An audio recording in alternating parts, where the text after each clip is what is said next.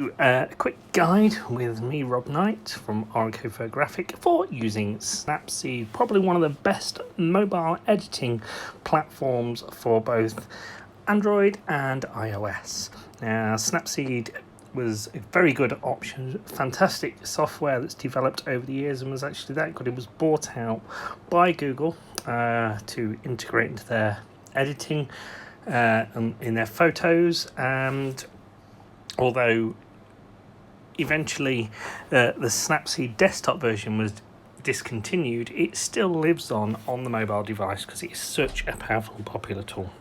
Right, to launch Snapseed, so we go into the icon that has the little leaf on it and we open Snapseed. And when you open Snapseed, you'll see a fairly simple interface.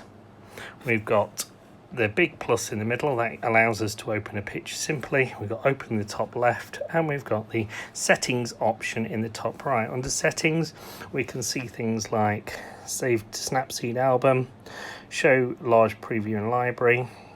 A couple of the key ones we want here.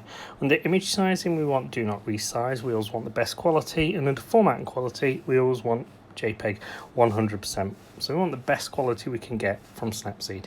And the first thing we do with Snapseed once opened is we need to bring an image in. So we click the plus in the middle with our finger, simple touch on the screen. We go to open from all photos. This will differ very slightly between Android and iOS. But it should be fairly simple to follow because it will automatically take you in to the option. So we pick a photo that we might want to edit. So in this first instance, I'm going to work with this one. Simple, detailed texture picture of a door and the industrial mill town of Marsden. Now you see, once it's loaded on the screen, we have a number of options. So if we look across the top, we've got open, which should bring in another photograph. We've got the layers option, which is the two squares with the arrow above it. I click it now. That gives us some options to view our edits, to undo, to redo, revert, and even share the look that we create with somebody else so they can use that edit as well. Got information, which just tells us a little bit about the picture, when it was taken, the format, and if GPS is actually on our phone, it will show you exactly where the picture was taken. Absolutely really useful information. So it can be very good. So we go back again. If we look top right, again we can get back into settings, tutorials, which again are a number of videos which are really handy to use, and help and feedback. Now if we look along the bottom, we've got a number of presets that are just a simple one click apply. Absolutely easy to do. So if we decide we like accentuate, single, one click, and you'll see on the screen it tells you what edits it's applying. And if we hold our finger anywhere on the screen, it shows us the before and after. When we remove our finger, before, after, before, and after. And if you see a double click, that helps you zoom in, so you can really kind of zoom in and use this grid square in the bottom left hand corner with the blue square in it to navigate around and see what the edits have actually done individually to parts of your photograph. Really powerful. Double click back on the screen brings it to full size. Now at the bottom, when we've changed one of these presets, we've got the option to a cross and a tick. The cross, we don't want to go with the edit now. A tick allows us to accept. So I'm not going to go with it, so I'm going to undo that. We'll also look along the right hand side of this toolbar. We sweep it left and right. We've got a number of options that we can add our own looks, and I'll show you how to do this at the end once we've done some edits. And we can manage these looks that we've brought in. It tells us how many steps and how many creations there are to actually work through.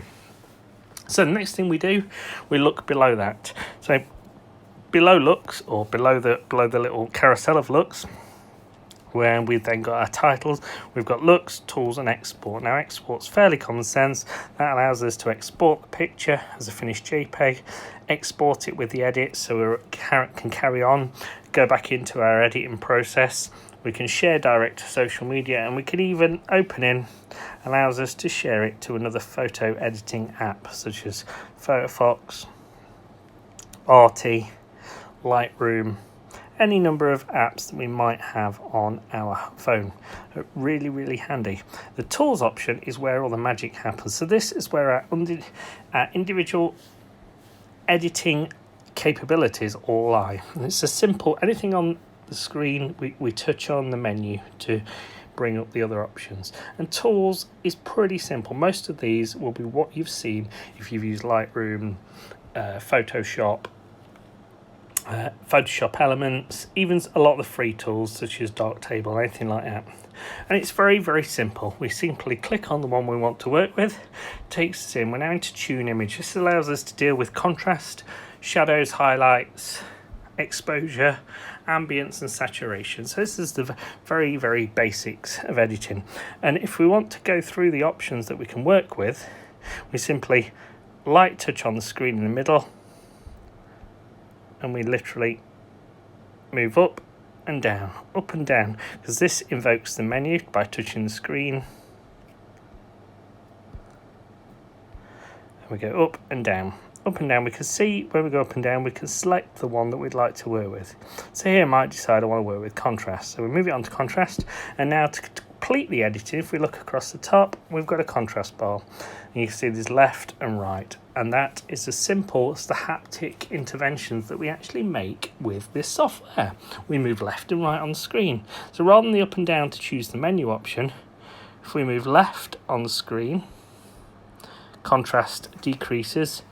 If we move right on the screen, contrast increases. It really is as simple as that. So we can go down the list now. So we could decide now we want to kind of take the highlights back a bit. So if we're taking them back like we would in Lightroom or Photoshop, we left on the screen, that takes the highlights down. We can even bring them up, so we can have real fun. We might decide we want to raise the shadows a little bit. We can add a little bit of warmth into the image by moving it right. That gives us warm tones. By moving it left, that's cooler tones. So again, it's finding the look and the aesthetic that we really like. You'll notice at the top right hand corner of the screen, there's this little square with a line down the middle and then a dotted square at the right hand side. If we just touch that, it shows us what the image was before we did these edits in this specific mode. And we can let go of that to show us what it's like now. Now we've done the edit, so we've got before and after. You'll also notice, if you look down the bottom of the screen, we've got a histogram. The left-hand side, similar to the histogram either in your camera app or in Lightroom or Photoshop, the left-hand side being the shadow tones, the right-hand side being the highlights. And again, that just gives us an idea of what edits we make to the image, what they're actually doing to the tonal values within the image. So if I go to brightness, for example, and I move brightness up, I increase it, I move it to the right, watch the tone curve down the bottom left hand corner, the histogram down the bottom left hand corner. So I'm going to move my brightness to the right, and you can see that graph increases. So that's just, and if we move it to left, it decreases, increase, decrease. So you can see here, it's giving us a visual representation. And again, as we would editing on the computer or the laptop or the Mac or whatever we're on, we don't want to crush the shadows completely, so we're not climb the left-hand wall, and we certainly don't want to blow the highlights, so we don't want to climb the right-hand wall. So that's just a very quick visual representation of the edits we're making. You'll also notice down the bottom of the screen that you've actually got a magic button. That's where the software will try and kind of look at it and do what it thinks using artificial intelligence is the most appropriate editing. This can be good to have a first look at it and as a start of a 10, but I find the value of editing is part of the creative process and the vision for the final picture. So we might be trying to not necessarily create a technically perfect and pristine image, but an image that has a mood or a feeling and a certain look and aesthetic. And so the auto won't know this. It will go for a technically perfect image. So if we're after a mood, a feeling, look, or aesthetic, we want to do the editing ourselves. We've got two other options, bottom left, bottom right, the cross and the tick. Bottom left, throw these edits away. Bottom right, accept these edits. So I've clicked the tick, we've accepted these edits. Now how the editing works, it layers them up. So we just work our way through, and we use and pick the editing options that we want to work with. Some will use lots, some images will only use few. So here within our sort of sharpening and structure options under detail, we can actually raise the feel and the touch and the real kind of fine details of this image by increasing the texture of the structure. Very, very good. And sharpening, as with any image, if we've shot it in a raw format, so it's DNG or the Apple high efficiency format, we'll want to add some sharpening just to give the image the kind of much improved look that the sharpening will bring to kind of flat raw image file. And again, we can go before and after, often very subtle, so you do have to look around the image. And if we're happy, we accept.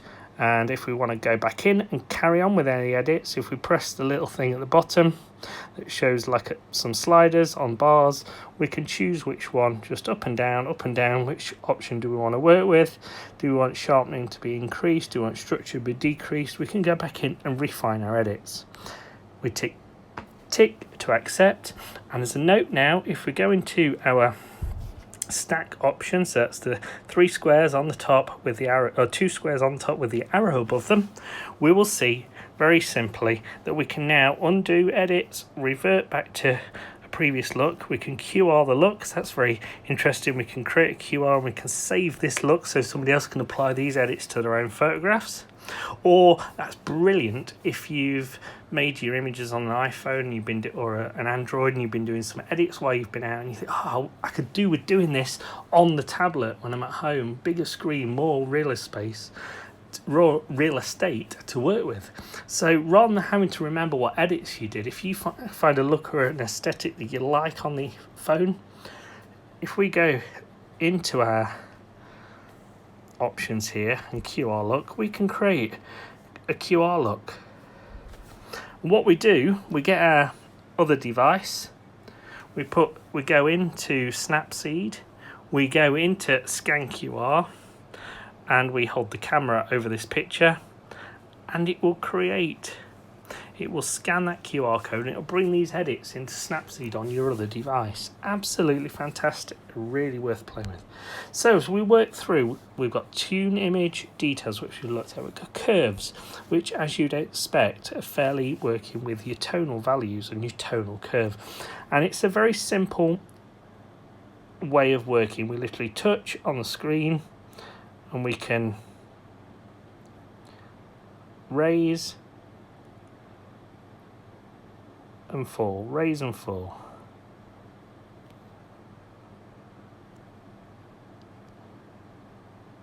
So we can be as wacky and as creative as we like here. So we can create that S-curve very simply. What we can also do within this is we can pick specific colours within the RGB scale. So we can work with certain tones in the image and change the kind of contrasting relationship between them. Very, very handy. We've also got under the little kind of thing that looks like a set of flicker cards, as we can choose some kind of quick look. So these are ones that are built into the software and just single quick click and it accepts them. And if you don't like the way it presents the tone curve above the image, what you can very easily do is you can switch that off so it doesn't appear above. So you can have a look and see what your edits have done. And again, before and after, before and after.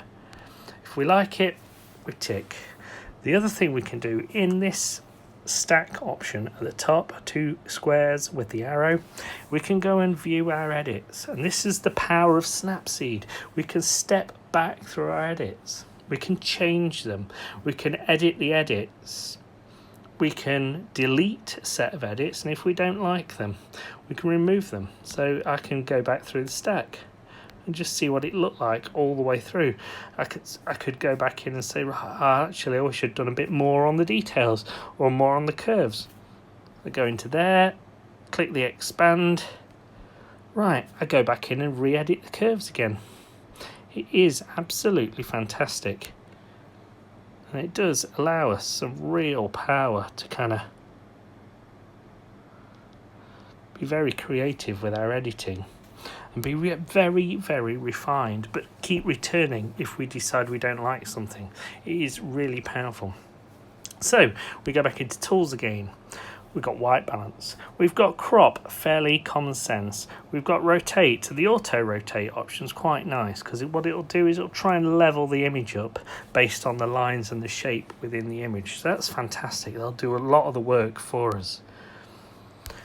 We've also got perspective, which is brilliant if you're working with buildings, because phones have a wide angle lens. You often get converging verticals, so we can stretch out, we can change the verticals in the building to make it look more natural. We've got the very powerful expand option. Now, I will explain what the difference between expand and frames. Now, expand I use very powerfully. If I use white, I can add a frame onto it without, and this is important, the framing tool. What the framing tool does is you can add a frame very similar to how I've done now in expand, but what the frame tool does is it encroaches, it actually overlays the frame over the image. So the bigger the frame, the more of the image it will take away. The expand tool maintains the outer margins, the outer borders of the image, and it will add the frame around it. And you'll see you've got options. You can go white, you can go black, and there's a smart one which is quite clever, which is where the software will actually, as you've just seen there, try and make the image bigger. And you see very quickly how powerful that is. That was quite amazing how that did that. And you can see we can get quite big there. We go back into white again, and we can make it smaller. We can add the white, the black. Again, you see how powerful this expand option is in our editing arsenal. I'm not going to add a frame on right now. I tend to add the frames on right at the end. But that's a very good way to show you the difference between expand as an option and the frame option at the bottom. As I say, if I want to make the frame bigger, so I move my finger to the right on the screen, left to make it smaller, you'll note that the frame encroaches on the image itself. So we're losing pixels, we're losing parts of the image, and that's obviously quite a lot of the time what we don't want to do. We'll crop that down if there are elements we wanted out, but what we want to do is maintain the image as we've set it and add a frame to it. So that's why, for me, the expand option is much more powerful.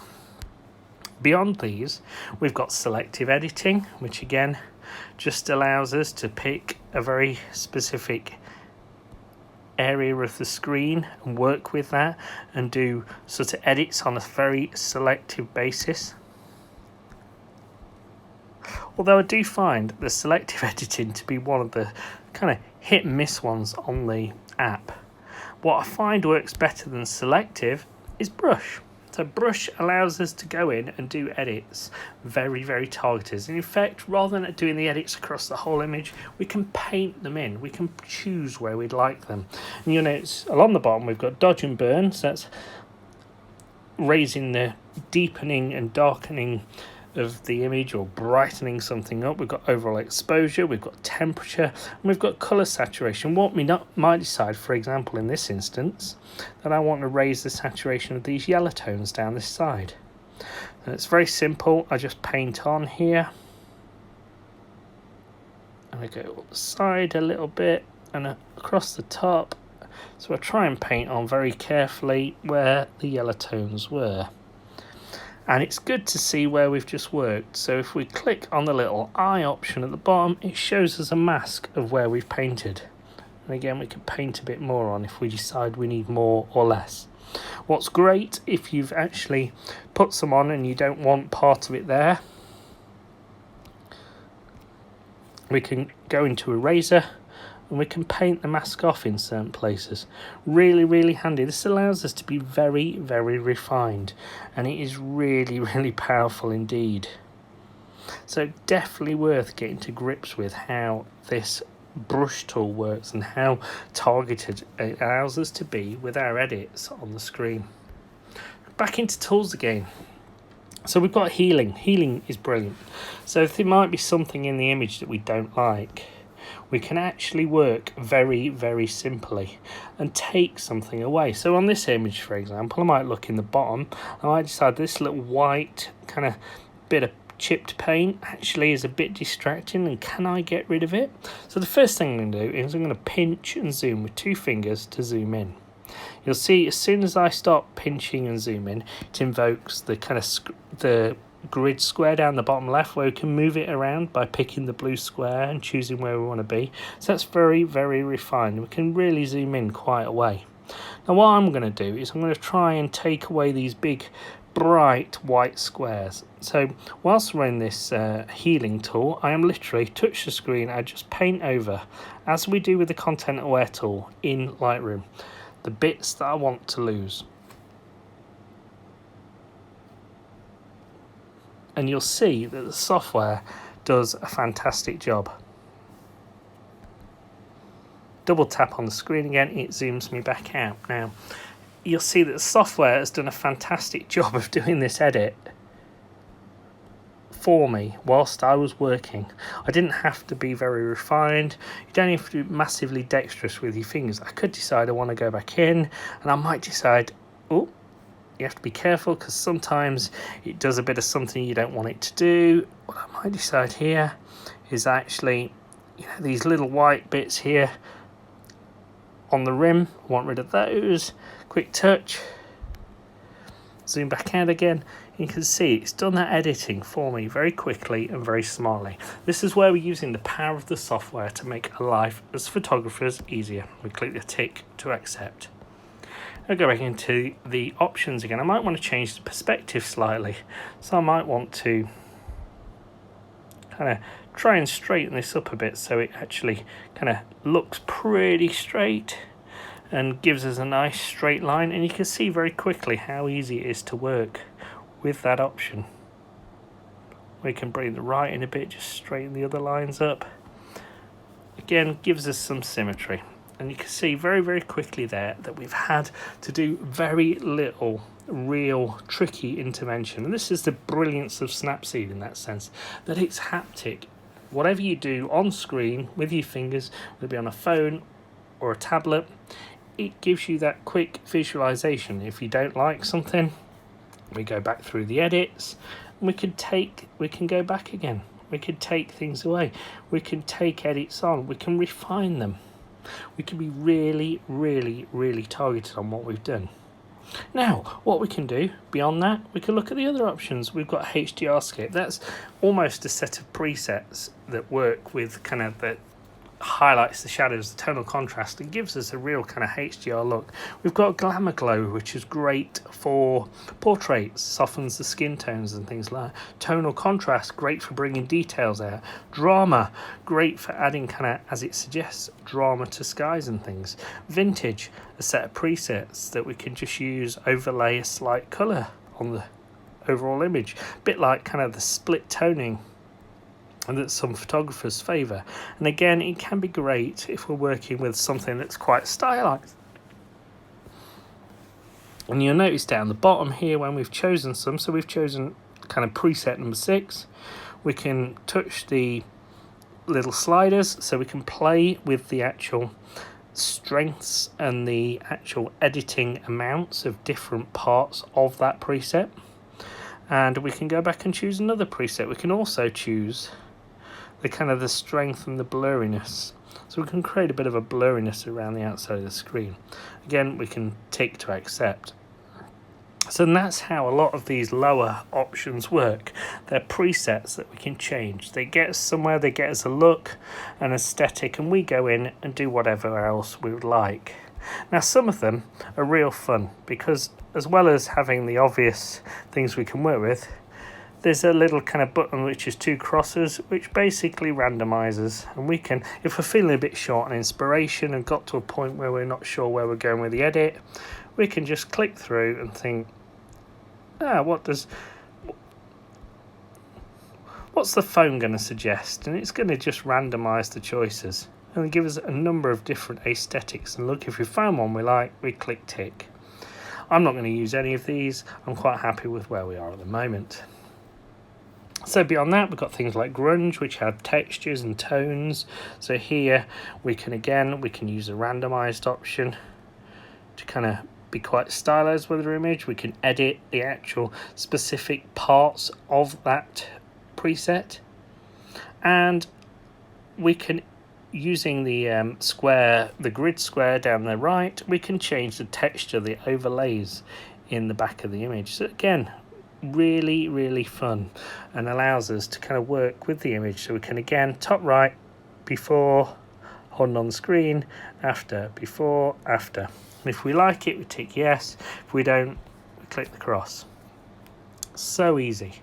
We can then move on. We've got things like black and white. Black and white is brilliant. Black and white is really powerful. Black and white allows us to, as it would suggest, really play with the facets of black and white. We've got the filter changes we can make. We can work so powerfully. We can change the different options within each black and white preset. We can accept them and take them, we can refine them. We can be really powerful with our editing on a mobile device. If we like something, we click tick, but what might have said, not sure, don't like that. So go back, go to our view edits, and this is where it's great. So we go, actually I want to throw the black and white one away. So we click on the black and white at the top, click the little rubbish bin, and that throws that black and white edit away. Ever so simple. As you see, the editing is pretty much non-destructive until we click export at the end. Our original image is still on the camera roll. We can edit it anyway, any number of times. We look further down, noir, which is adding more kind of stylized to black and white portraits. So again, it does things like sharpens the eyes, bit of sharpening on the lips, soften the screens. Quite automated. Head pose, which allows us to kind of, it plays with the actual kind of portrait and group shots and helps us with that. We can add blur, we can add shadow vignette, darkness and lightness around the edges of the screen. We can do double exposures. So here we might see that actually those on an Android device who can't use photo split, we can use a double exposure option, and that allows us to layer photographs on top of each other and play with blend modes. Very simple. Click double exposure, click plus, click a photo that we want to add. I'm just going to choose this one for now, and here along the bottom we've got a load of presets. So we've got default, lighten, darken, add, subtract, overlay, and you can see here we can be very creative. And next to that we've got what looks like a water droplet. We can change the strength of that edit, so we can blend two images together very simply and have some real fun with them. Although, as I say, it's maybe a substitute on the Android device for those who don't have photo split. What it doesn't have are some of the other blend modes. So it doesn't have soft light, hard light, and difference and exclusion. So it's a good kind of opportunity to do multiple exposures on an Android device, but it's not quite as powerful as photo split. But that's really the only tool that photo split is really brilliant for. But whereas Snapseed is an all-round fantastic photo editor. So we come back into our tools again, we can add text to the image, and we can add frames. But as I say, bear in mind a word of caution. When you add a frame, that it kind of adds the frame and encroaches inwards onto the image. So try and maybe use the expand option. You'll find it more powerful. Now when we've got to the end of an edit, we might think, brilliant, I love that. Let's export it, and that's as simple as click export. That exports that picture. The other thing we can do here, and this is really handy, if we go into our looks, we can see we've created some edits, and we've edited this one. I think, I love that look, love that series of edits, and rather than having to repeat it, I'd love to have it as a one-click option, so I can apply it to any number of photographs as part of a series, part of a set, create a narrative, create an aesthetic, so images work together, and we can call it whatever we like. This is brilliant. So I'm going to call this one I called another one Opbrook, so I'm going to call this one test look. In fact, let's call it something that kind of relates to the image. I'm going to call it denim blue because it accentuates the blues on my door. So there we go, denim blue. So that's the look. So we've seen us export the image and we've seen us create a look. This is where it's really, really powerful. Now these looks at the bottom, as I say, single touch edits. So this is what we want to do, is we want to take a number of photos at a similar location or as part of a project. We want to bring them together. So go to open. And we think, right, what image am I going to edit next? And we go, right, I've got a shutter here. This was part of the same project. I was wandering around Marsden and I was looking at kind of the way there'd been a sign painted on this shutter, and it'd be brilliant to apply that same look that I've just used on that last photograph. So when we've opened it, it brings us into the looks options. Again, we've got tools, so we could go through and do all the editing and try and remember what we've done.